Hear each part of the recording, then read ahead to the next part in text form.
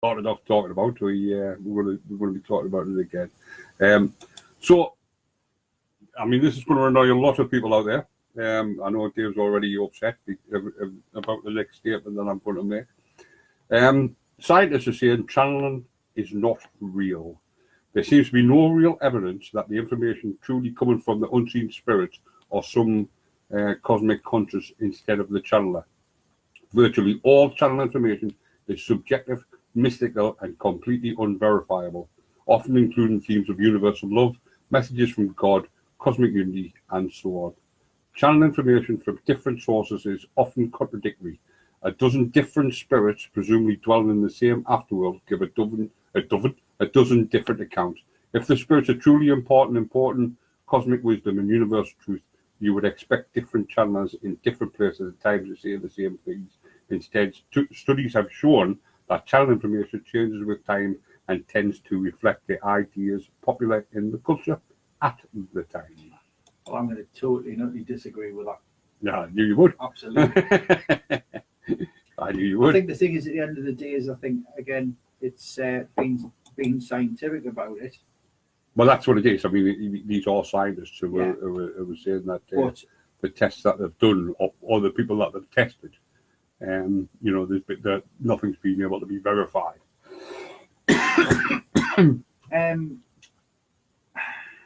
How do you put it? And I'm Mr. Right, so obviously I must be. Obviously I completely disagree with that one. Sorry, Christine just asked us a message. Yeah. I'll reply shortly to that, Christine. I'll give you a short answer there, but I'm going to be honest with you. Like I say, I have seen stuff, I have witnessed stuff, and I have heard stuff where I know that is done with the greatest of love, greatest of intentions to help that person at that time. And that's the thing for me, is that the fact that it's actually physically helped that person. Yeah. And there's been numerous situations where I cannot explain it. I wouldn't want to begin to explain it. Yeah. But again, I've heard and I've seen the reactions, not just myself. No. The other reactions and stuff like that. So I completely disagree with that statement. I think where science would look for the performing monkey style, where it's kind of, Well, it's like we said earlier on, isn't it? It's all about science fact, and the only way a scientist can prove something is to test it. Yeah. But then, so therefore, they might get 100 channelers in a room, and channel. They're supposed to be channel information, and them 100 people that they've got in the room prove to be fraudulent or prove that they're not channeling. So does that mean that nobody can channel? No. But a scientist would say that nobody could, because 100% nobody could. Out of the 100 people that they chose, 100 of them couldn't. So in their experiment, 100% proved that it was. That's not 100% in the world. I'm just very skeptical of figures and things like that. Like I said, I've seen it from both sides of the angle. I can argue both sides of it, because I have been in a room full of people where you have had certain individuals in the room and they've been absolutely shocking and fumbled their way around giving somebody a message. Yeah. Right? Now, my understanding of channeling is the fact that you open yourself as a channel. You are the medium, i.e. the telephone line. And the best way I've heard it described was by Gordon Smith, who took over from what they call him on Most Haunted. Derek Cora. They took over from Derek Cora. Gordon Smith actually put it in. He says, "You are the." But he was also proven to be a fraud as well. Well, which is why Most Haunted no longer have mediums on the show. I think Most Haunted were looking for the entertainment value, but without a shadow of doubt, I've also seen Gordon Smith. They went to test him and they took him down to a place. I mean, they get it on television, so I can't verify because I wasn't sitting there. Yeah. But they took him to a place in Mexico, and they took him into this town in Mexico, and he was giving messages to locals and pulling out names that he could probably never even knew. A lad from Glasgow wouldn't be able to pronounce. Yeah, absolutely. absolutely right. I But, mean, there is like I said, that, isn't there? there is an element out there which I think that I don't know whether charlatan. I think charlatan's probably a too heavy a word for it.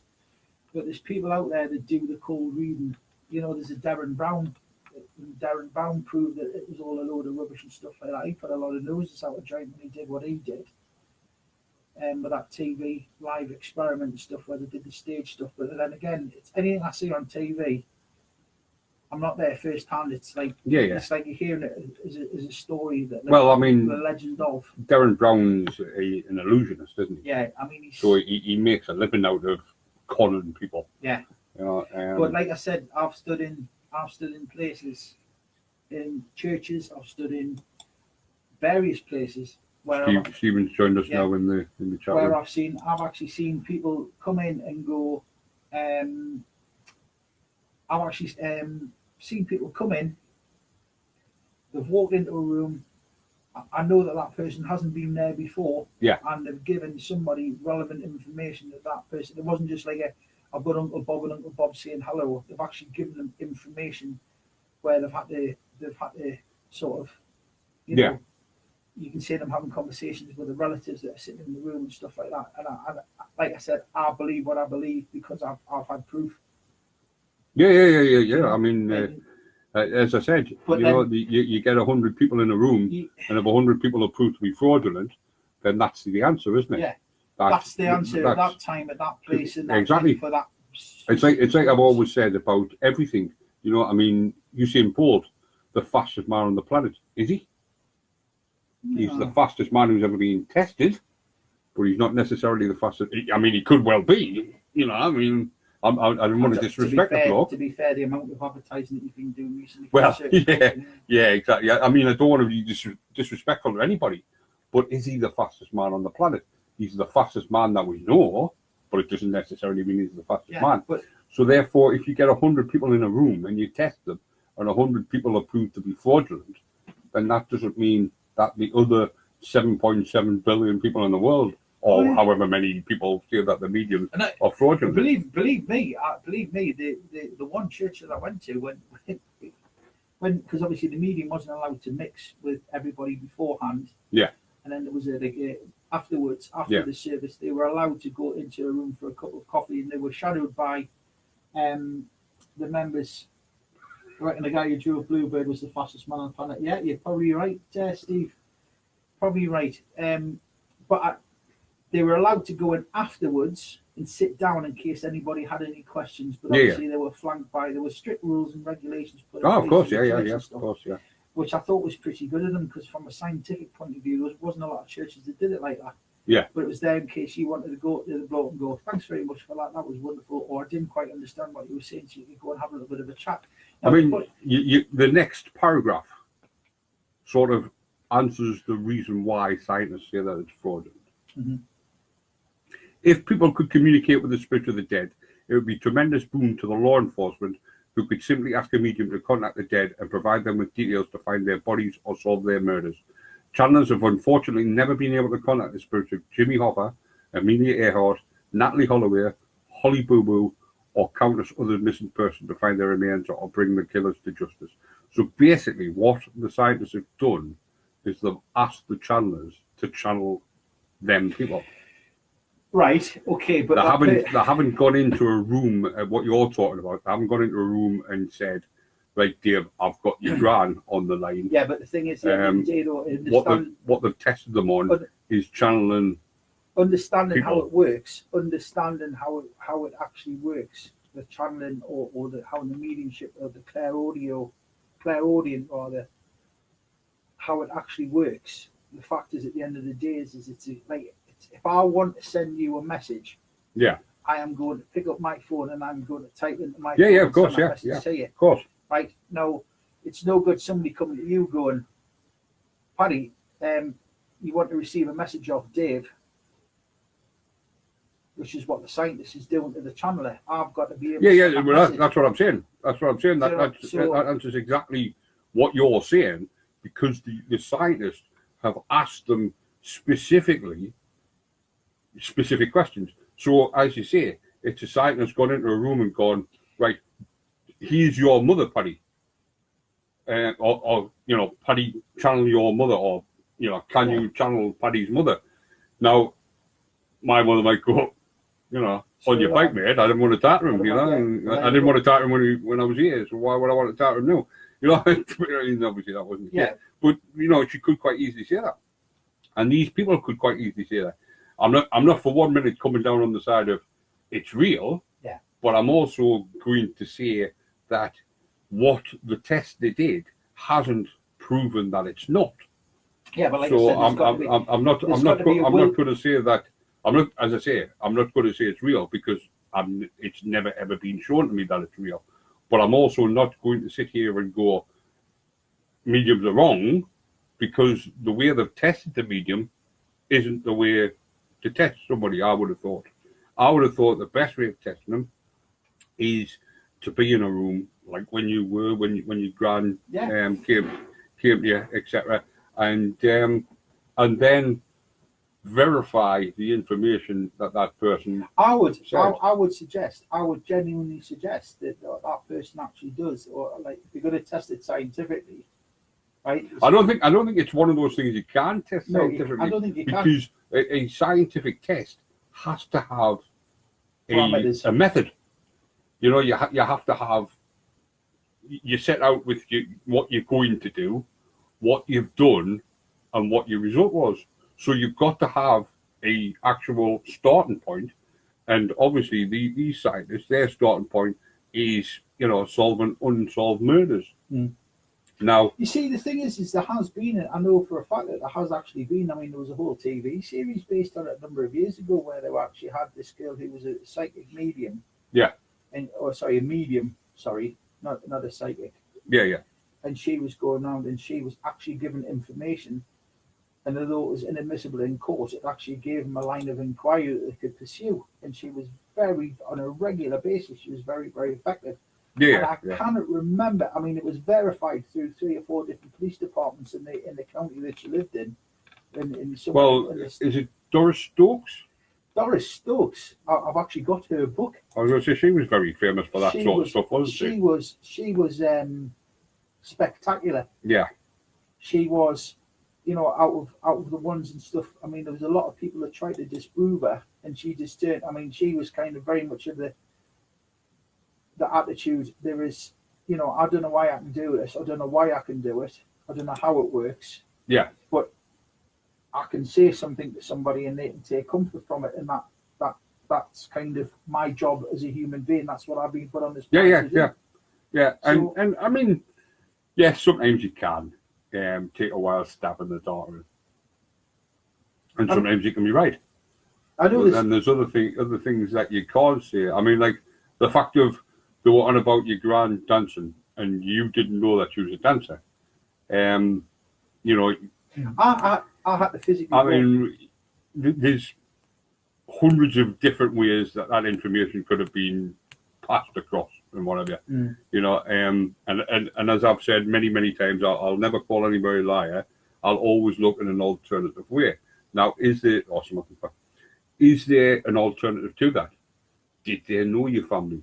Did they know somebody from your family? There's no, I mean, no, but I'm saying this is obviously the things that I would think. Yeah. But like I said, this was us going. This one here that we went into was a random church that we went. Yeah. That church is open. Let's go across there tonight. Yeah. We went across and we sat in that church, and it was totally, like I said, I had to make. Yeah, but what I'm saying is, did that person know your family? No. Is it just so happens that you randomly? Because I mean, how many times have you randomly walked into somewhere and seen somebody you know?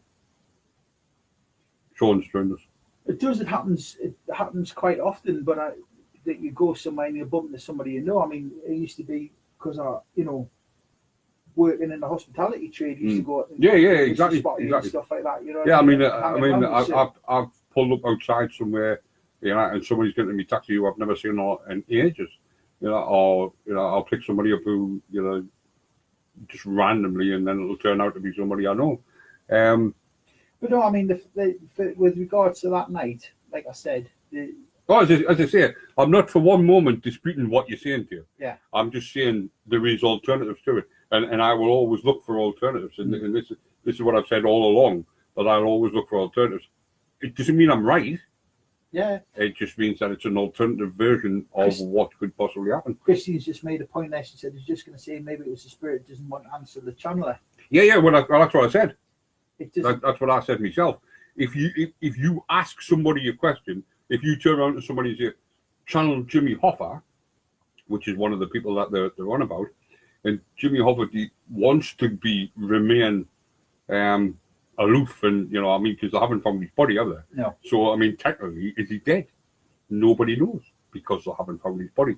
So he could be, he might not even be dead. So if they say speak to Jimmy Hoffa and he's not dead, well then they're not going to be able to happen. What was the name of that guy who was it in the 70s? The one who was meant to be buried in the football field. No, who robbed the aeroplane. And they've never found him. Oh, the one who jumped out and 7-2 was a boat. Yeah. Well, that's another one. That's another person. Obviously, if he's still alive and he doesn't want to be found, and they go right, I'm trying to think of the guy's name now. We'll call him Bob, because everybody else who's randomly is called Bob. So if they go and get in touch with Bob, and Bob's either still alive or he's dead, but he doesn't want anybody to know where his stash is, then he's not going to tell anybody. Yeah, that's true. But going back to that, I've got to be honest with you. At that time, to know that my grandma was around us, that gave me comfort. Absolutely. And there's nothing wrong with somebody giving somebody comfort. There was an incident. Even if they are fraudulent. DB Cooper, thanks, Diane. Oh, right. I was close with Bob. Yeah, DB Cooper. David Bob Cooper. Nah, it's spectacular when he comes up with a correct answer, and you don't know the medium, and they don't know you or anything about you. But do they not know you or anything about you? That's the thing. That's the problem. It's difficult to actually find. Sonia's joined us in the chat room. Hello, Sonia. Well, I can definitely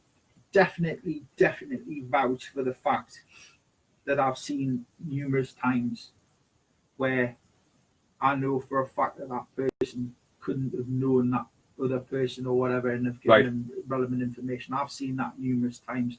I've been in that situation myself. Right. On both sides of it. Right. And every single piece of information that they give was 100% correct. Yeah. Every single thing. Yeah, there wasn't a single thing that was wrong. Understand, and they could take those bits of information. Samantha says that's why she goes out the area altogether. Yeah. That's another good way of doing it. Yeah. The problem with Samantha, though, is she's from a very sort of famous family in the northeast. Yeah. They're well known. So well, put it this way: I used to live when I used to. Although her surname, unless they actually know, but then again, all her family sort of tend to look alike, and she does look like her family members. So but again, I'm not. I will never ever say anybody's a liar or anything. As I said, I will always give an alternative version. And an alternative version is, did them people 100% get the facts 100% right, 100% of the time? Christine said yes.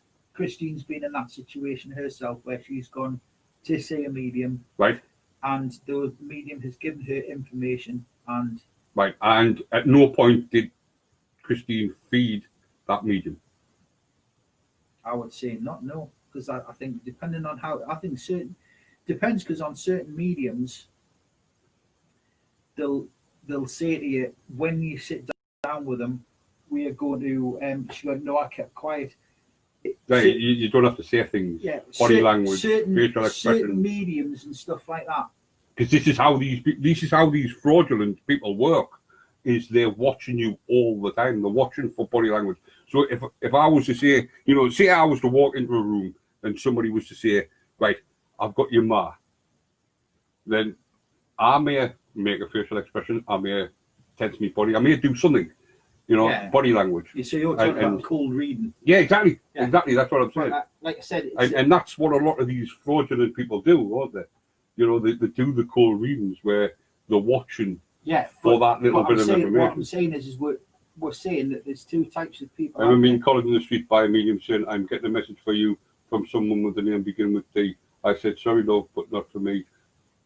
I said, well, it could be your dad, cue the look of disbelief by me and walk away. My wife. He said, Steve, you're going to have to ring us up on that one, mate. But I remember being collared in the street by a medium saying, I'm getting a message for you from someone with a name beginning with D. I said, sorry, love, not for me. My wife said, it could be your dad. Cue the look of disbelief by me and walk away. My wife said it could be your dad. Got you. Sorry, Steve. Yeah. Did your dad name begin with D? Yeah. Did you? You see, like I say, the fact is, and there is elements out there. Yes, there is the cold readers, but the ones I'm talking about is the ones that actually can physically communicate and get the message. No, it doesn't. Oh, right. So do you know what I mean? I'm thinking. Oh, Ernie, right? Ernie. Or do you mean because it began with a D, it could be your dad? Yeah. Began with D, right? Yeah. Got you. But the thing is, like I say, is there is an element. I completely get it. I completely see there is an element of people out there that are absolutely. Yeah, that's what I've just said. And Yeah. Dad does. Yeah. There's some people out there that are absolutely totally utterly fraudulent, but there is. It's like that. We were talking about the crop circles thing. There's probably 80% out there that are, pardon the expression, full of poo. Yeah. And then there's probably 20%. And I mean, obviously we've got access to Joe. Fingers crossed. We'll Yeah. show at some stage. Yeah. I still haven't been back in touch. Yeah, but I mean, the thing You're is, probably like, who are you? Joe's a very good example. Joe's very, very good at what she does. Now, she does get a lot of repeat business, but the first time that I saw Joe working, I was sort of like, my questions to her were, have you been here before? Have you seen these people before? No, I haven't. This is the first time they got contacted. Yeah. And I'm thinking to myself, bloody hell. And I mean, to be fair, she blew us away with some of the stuff that she came out of. For a laugh, she turned around at me and said, boom, and she started giving me some information and stuff like that. Now, I'd met this person one time before it was actually a casino in Newcastle. Yeah. And I literally had a 5-minute conversation with her. Yeah. Literally. And she said she had a crack. She had a big crack with us. Yeah. I was there. I was actually there taking photos and doing a few other bits and bobs and stuff. And she's just had a 5-minute conversation with us. And that was it. Yeah. And then the next time I saw her, I was like, bloody hell, I met you with you were saying I met before. Yeah. And she came out and some of the stuff that she gave us was just absolutely like comments and little things and little snippets of information, what we would call evidential messages. So a little bit of evidence just to say these are the people who are around you. Now, I did take great comfort in that. Yeah. There is that element there that people will do. I know Christine. But I think that isn't because you're looking for comfort that you hear things that haven't actually been said. No, you don't hear things that haven't been said at all. Well, you do. No. When I'm saying hearing things, I don't actually mean physically hear words that haven't been said. But I mean, it's